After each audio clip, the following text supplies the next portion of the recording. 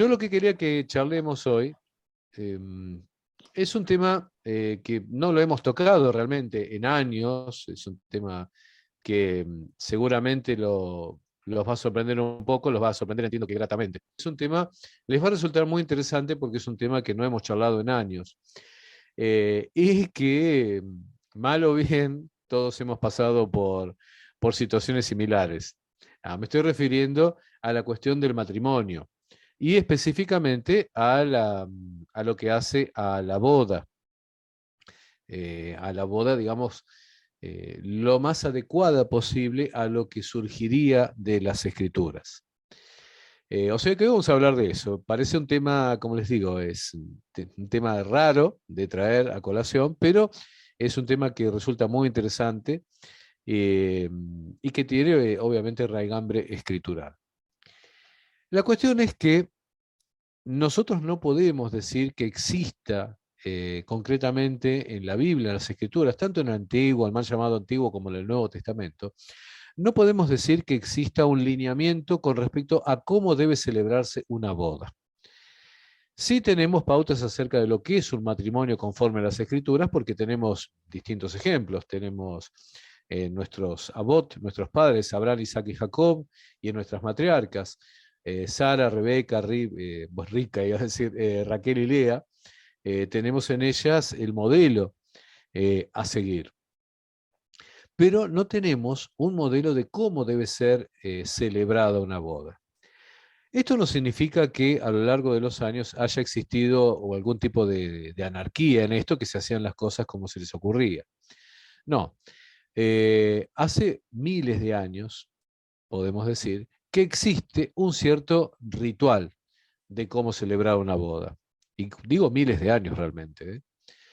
Si bien no puedo decir exactamente o específicamente cómo se celebraba una boda en la región perteneciente a Zabulón o en Neftalí, o cómo lo celebraban en la región perteneciente a Aser, pero sí tenemos grandes pautas acerca de cómo se ha celebrado durante cientos y digamos miles de años, porque ya hablar de 2000 es hablar de miles de años, cómo se han celebrado por la casa de Judá. ¿Por qué? Porque la casa de Judá ha preservado la forma en que realizaban las bodas, la ha preservado a través del Talmud. Obviamente que nosotros no seguimos la Torá oral, no seguimos el ritualismo eh, que sigue el judaísmo tradicionalmente. Nosotros no estamos obligados a ello. Pero esto no tiene que ser un obstáculo para que podamos ver cómo la casa de Judá ha hecho esto durante miles de años y cómo lo ha registrado. De hecho, podemos decir que en tiempos de Yeshua, una boda se celebraba con lineamientos básicos similares a los que encontramos en una boda judía actual.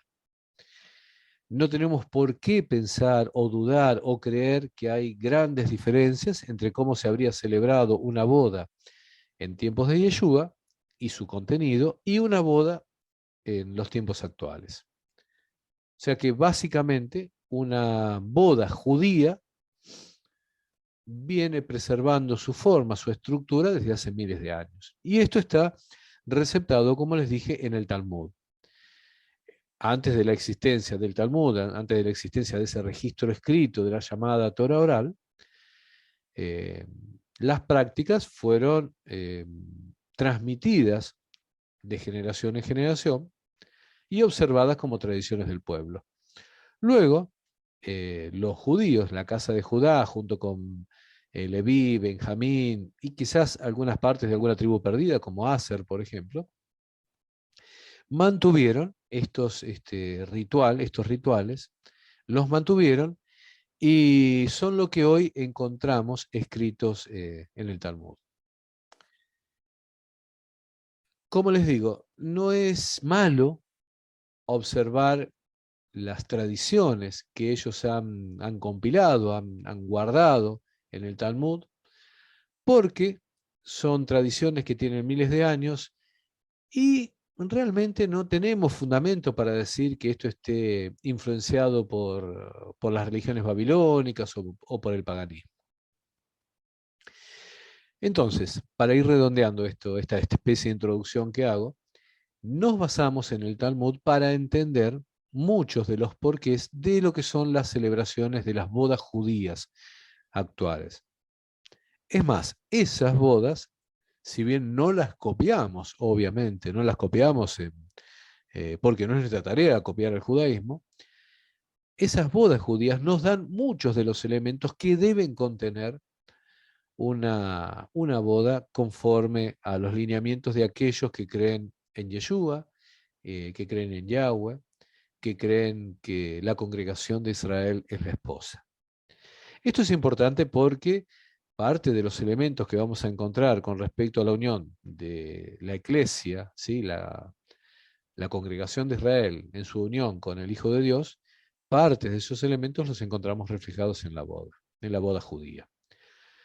Bueno, hay varias recomendaciones con respecto a las bodas. Yo les voy a comentar lo que sería el ritualismo judío. Llegado el caso, si quizás alguna vez a uno de ustedes le toca ser parte o ministrar en alguna función pastoral una boda, bueno, acá voy a hablar de los lineamientos básicos que tienen. Bueno, una de las recomendaciones que se hace es que una boda jamás debe celebrarse en días festivos religiosos, como sería, por ejemplo, celebrar el Shabbat o en alguno de los Muedim. Alguien dirá, bueno, pero ¿no es una ocasión ideal celebrar el Shabbat, ya que nos reunimos para celebrar el Shabbat, o nos reunimos para Shavuot, para Pentecostés, o nos reunimos para Sukkot? ¿No sería lindo, sería algo hermoso relacionar la boda, el casamiento con eso? Y no, porque precisamente con estas palabras estoy diciendo que nos reunimos para el Shabbat, nos reunimos para Shavuot, para Pentecostés, nos reunimos para Sukkot, no nos estamos reuniendo para otra cosa. En los días festivos, sea Shabbat o sea alguno de los Muedim, la reunión tiene como centro precisamente ese día festivo, lo cual no puede ser desplazado, por ejemplo, por la celebración de un matrimonio. Esto sé que a alguno lo puede sorprender, pero es un aspecto muy importante. El día festivo religioso es ese, es para celebrar eso y no para celebrar otra cosa o juntarla o relacionarla.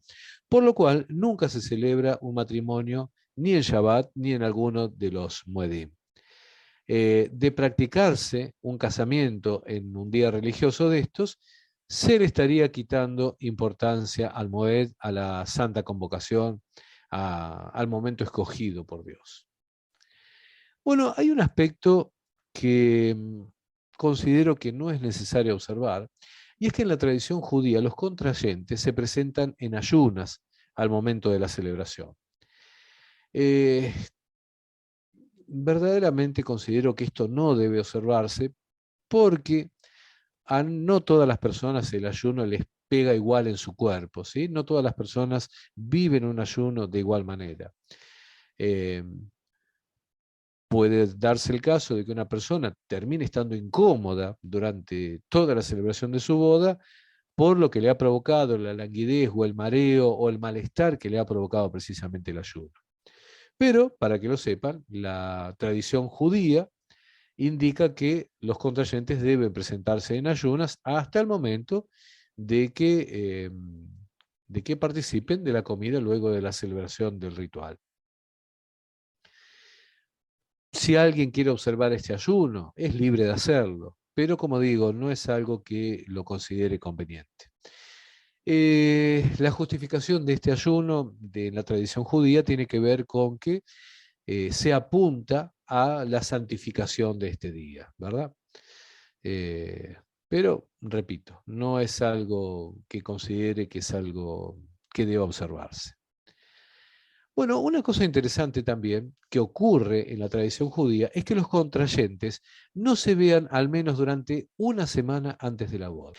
Humanamente no considero que esto sea necesario porque, de hecho, en nuestras latitudes muchas veces nos vamos a encontrar celebrando una boda a personas que han estado conviviendo desde hace un tiempo. Esa es la realidad que nos toca vivir.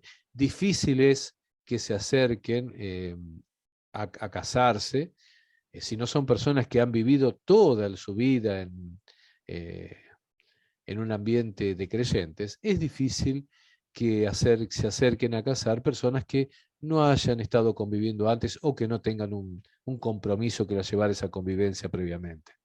Con lo cual, esto de estar unas semanas sin verse antes resulta bastante difícil. Lo que sí podría hacerse es que los novios no se vean durante la jornada hasta el momento de celebrarse la boda. Bueno, en nuestros países se da la costumbre de que antes de casarse en la iglesia, permítame que diga esto, las personas deben casarse por la rama civil. Es una costumbre, tanto protestante, evangélica, bautista, como católica, que previo al casamiento religioso, las personas se casen en el ámbito civil. Bueno, para esto tengo varias cosas para decir.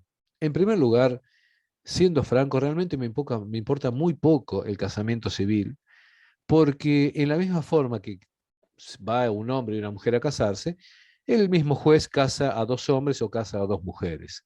O sea, hoy, en nuestros tiempos, ha perdido realmente el valor que tenía de por sí el casamiento civil. Está claro, y quizás por demás decirlo, que una persona que se casa por civil tiene un respaldo legal mucho mayor que una persona que no se casa por civil, que pasa por los estrados civiles. Con lo cual, no es lo mismo casarse o no casarse. La realidad que tenemos en Argentina del casamiento de homosexuales no existe en todos los países de Latinoamérica. De hecho, somos muy pocos que sufrimos esa situación. En la mayoría de los países latinoamericanos, las leyes son similares a las que había, por ejemplo, en Argentina y Uruguay hace varios años. Pero es verdad lo que dice Matías, existen las llamadas uniones de hecho, en los cuales hay varios reconocimientos legales para las personas que están vinculadas de esa forma. Lo que sí les iba a decir, esto ustedes lo saben, que antes de un casamiento religioso siempre se pide que se hayan casado por lo civil. Creo que si les digo el porqué de esto, algunos se va a sorprender. En realidad, la Iglesia Católica, que fue la que impulsó esto en su momento, y la Iglesia Evangélica, que sigue abrevando de lo que hace el catolicismo, la Iglesia Evangélica pide también el casamiento civil. Creo que si les pregunto en sí a los pastores que piden el casamiento civil, la mayoría no deben saber por qué se pide, pero yo sí les voy a decir por qué en las iglesias se pide primero el casamiento civil. Por una cuestión sencilla, y es para evitar la llamada bigamia. Se entiende que si las personas se han podido casar por civil, se han acudido a un juez, es porque no tienen ninguna situación matrimonial preexistente. Es muy raro en estos tiempos que una persona pueda casarse en civil si tiene alguna situación matrimonial no resuelta. Si, por ejemplo, estaba casado y comenzó el divorcio y no lo terminó, no se puede casar. Si estaba casado, se separaron y no se divorció, eso cuando vayan al civil, voy a usar términos rioplatenses, eso salta, sale a la luz, entonces esa persona no se puede casar. Por lo cual, el hecho de que dos personas se casen en el ámbito civil es una garantía legal de que esas personas no tienen un matrimonio previo y que no van a caer en bigamia. Ese es el motivo real por el cual por el cual piden el casamiento en la rama civil. Y como les digo, si agarro 50 pastores, creo que 45 no deben saber por qué lo piden.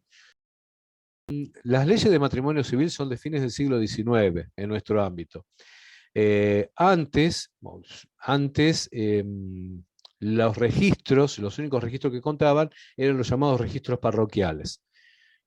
Con lo cual, una persona estaba domiciliada en una sección parroquial y en la parroquia correspondiente a esa sección, esa persona se casaba y eso era un registro válido del matrimonio.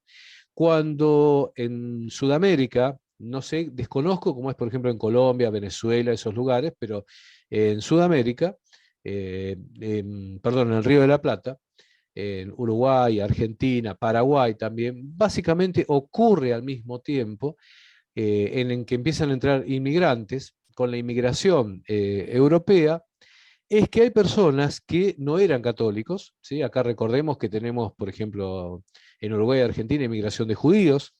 Hay una primera oleada de judíos que vienen a fines del siglo XIX, escapando de los pogroms de Europa del Este. Luego, ya a principios del siglo XX, vienen alemanes, los llamados alemanes del Volga, los Volga Deutsch. Y a principios del siglo XX vienen también italianos, vienen españoles y viene gente de los países eslavos a toda esta región. Bueno, gran parte de esa gente, exceptuando los españoles y los italianos, y los portugueses, gran parte de esa gente no son católicos. Entonces, al no ser católicos, no se casaban en lo que era la circunscripción parroquial, no se casaban en las iglesias católicas. Resulta que los matrimonios de esa gente no quedaban registrados. Entonces, frente a esa situación, es que comienzan a darse las legislaciones de matrimonio civil, ¿sí? La llamada de matrimonio civil. Y casi a la par de esto, aparecen los registros civiles, las inscripciones en los registros de las provincias y en registros de ciudades. Este es un fenómeno que se vive a fines del siglo XIX, principios del siglo XX. Ya cuando estamos entrando casi en la mitad del siglo XX, esto se encuentra consolidado y los registros civiles registran todo matrimonio. En esto, perdón, lo tengo que decir de esta forma, va mi respeto a la Iglesia Católica que sabe por qué pide las cosas. No quiero desmerecer ni hablar mal en contra de las iglesias protestantes, pero lo que han hecho es seguir lo que hace el catolicismo y creo que muchos de ellos no saben por qué se pide eso. El motivo por el cual se pide es por lo que les acabo de decir, que es una garantía de la no existencia de bigamia. Bigamia es un doble matrimonio, ¿verdad? Al haberse casado por civil, aun cuando esto en la década del 40, del 50, había gente que se casaba en el Chaco, por ejemplo, venía y después se casaba en Buenos Aires. Y eran bígamos y se habían casado en los registros civiles. ¿Por qué? Porque la información no se cruzaba. Pero ya en la década del 70, 80, 90, la información termina cruzándose y los registros tienen la información de todos los casamientos. Bueno, volviendo al tema que hoy nos compete, como les decía, en nuestros países normalmente se estila el casamiento civil y luego el casamiento religioso. Con respecto a esto, algo que las congregaciones se podría hacer es que, por ejemplo, si quieren pasar por el matrimonio civil, bueno, que se casen un día viernes y la boda se celebre en domingo. Hago este recordatorio porque tenemos que tener muy presente que no debe realizarse una boda en Shabbat. Bueno, como les dije, antes del casamiento, antes de la boda, perdón, esposo y esposa no se veían. Si pensamos un instante, antes de la boda del Cordero, el Hijo de Dios, Yeshua, la palabra, Memra, Adabar, no se encuentra al lado de la esposa.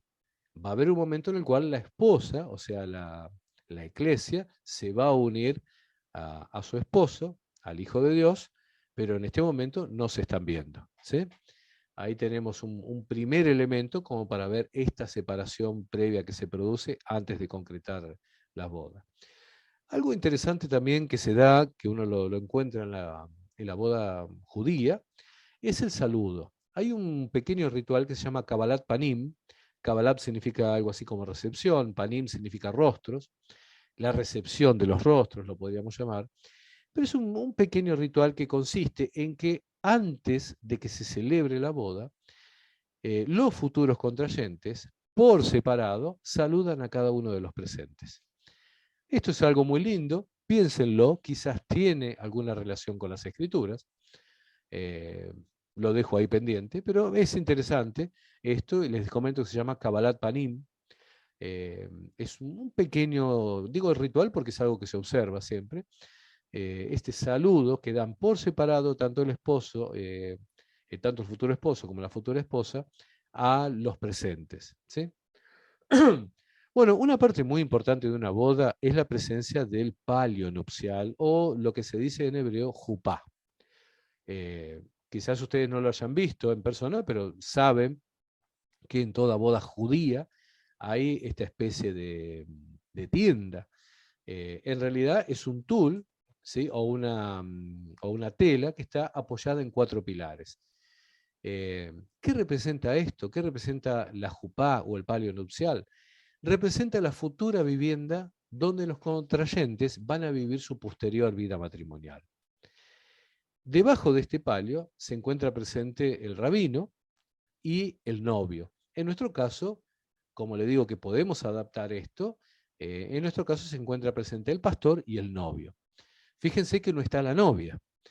¿Por qué? Porque la novia se encuentra fuera de este palio nupcial, puede encontrarse parada o sentada fuera de él, y es el novio quien sale del palio nupcial, quien sale de la jupá, se acerca dulcemente, amablemente a la novia, la acerca del brazo y ambos ingresan dentro de la jupá, debajo del palio nupcial. La novia se queda a la derecha del novio y ambos frente al pastor o rabino, al predicador. Si ustedes se dan cuenta, tenemos en esto también una figura de Yeshua que dijo que iba a preparar morada para nosotros, él iba al Padre a preparar una morada y que luego iba a ir a buscar a la novia. Bueno, esto el judaísmo, sin querer, sin tomarlo como esta figura de nuestro Mesías, el judaísmo lo ha observado. Como les dije, el palio nupcial, la jupá, representa la vivienda.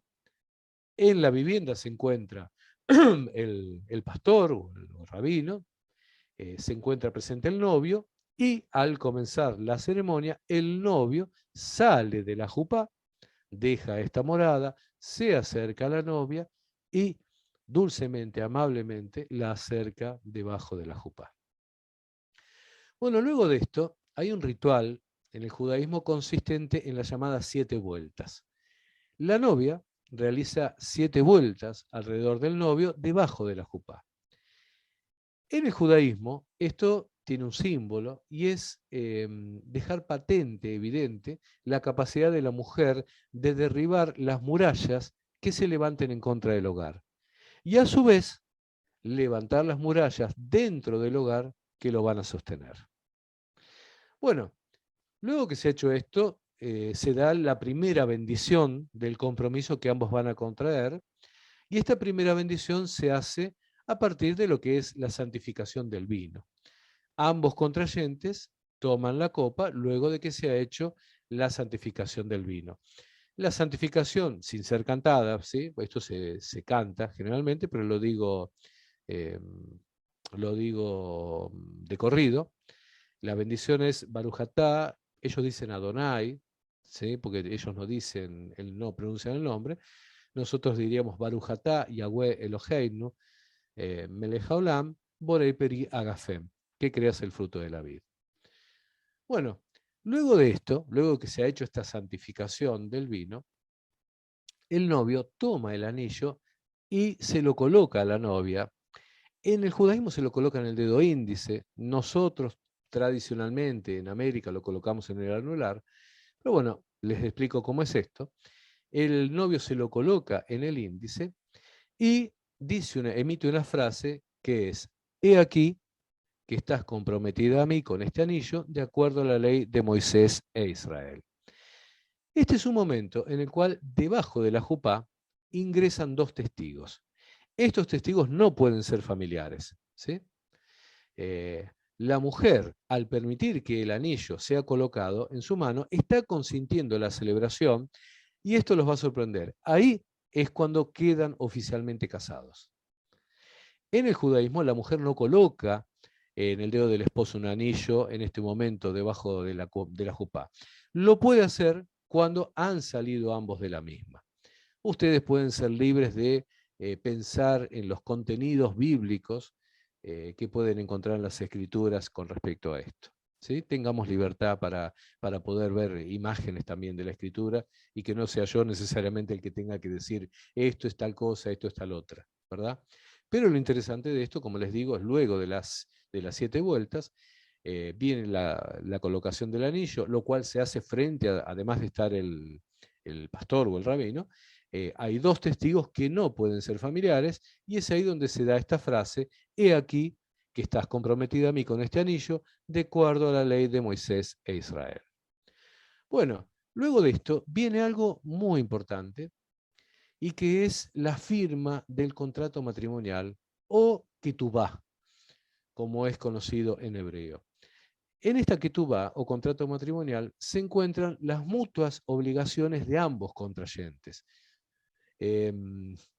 Esta ketubá es una tradición muy antigua, el contenido, y para nosotros es muy importante porque entendemos, así como lo entiende el judaísmo, que en Sinaí, cuando el pueblo de Israel en su conjunto reciben las 10 palabras, cuando reciben lo que en el cristianismo es conocido como los 10 mandamientos, ese es el contrato matrimonial o ketubá entre el Hijo de Dios y precisamente la Iglesia.